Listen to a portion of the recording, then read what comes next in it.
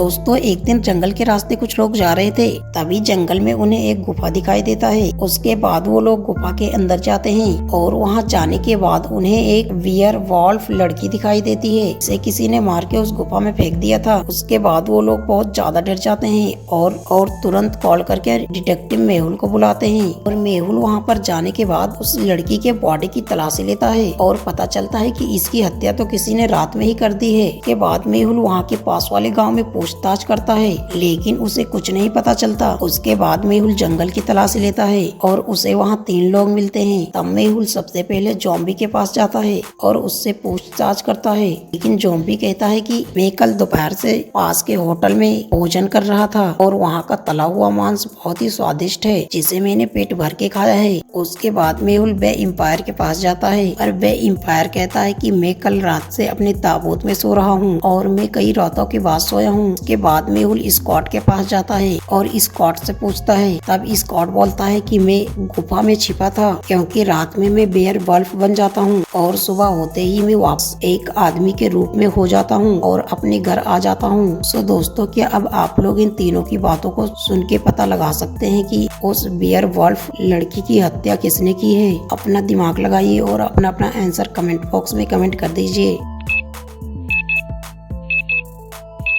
बाकी इस हत्या को करने वाला स्कॉट था, क्योंकि स्कॉट रात में बियर वॉल्फ बन जाता है और दिन में एक आदमी का रूप लेता है। और स्कॉट कल रात में उसी गुफा में था जिस गुफा में उस लड़की की हत्या हुई है। सेकेंड, एक पिशाच एक दिन एक गुफा जाता है जिस गुफा में 3 दरवाजे होते हैं जिससे वह गुफा से बच के बाहर आ सकता है। पहले दरवाजे के अंदर एक मोशन सेंसर लगा होता है जो गति को थोड़ा सा सेंसर करके ट्रिगर करेगा और एक आग फेंकेगा जो पिशाच को जला देगा।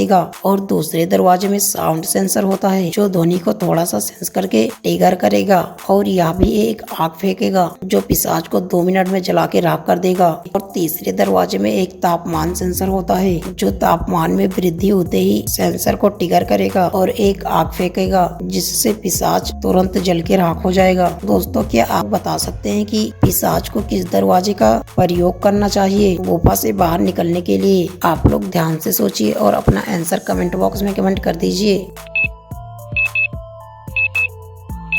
तो दोस्तों, पिशाच को गुफा से बाहर निकलने के लिए तीसरे दरवाजे का प्रयोग करना चाहिए, क्योंकि पिशाच ठंडे खून से सने होते हैं और ठंडा खून तापमान सेंसर को आसानी से ट्रिगर नहीं करने देता और पिशाच उस गुफा से बाहर निकल सकता है।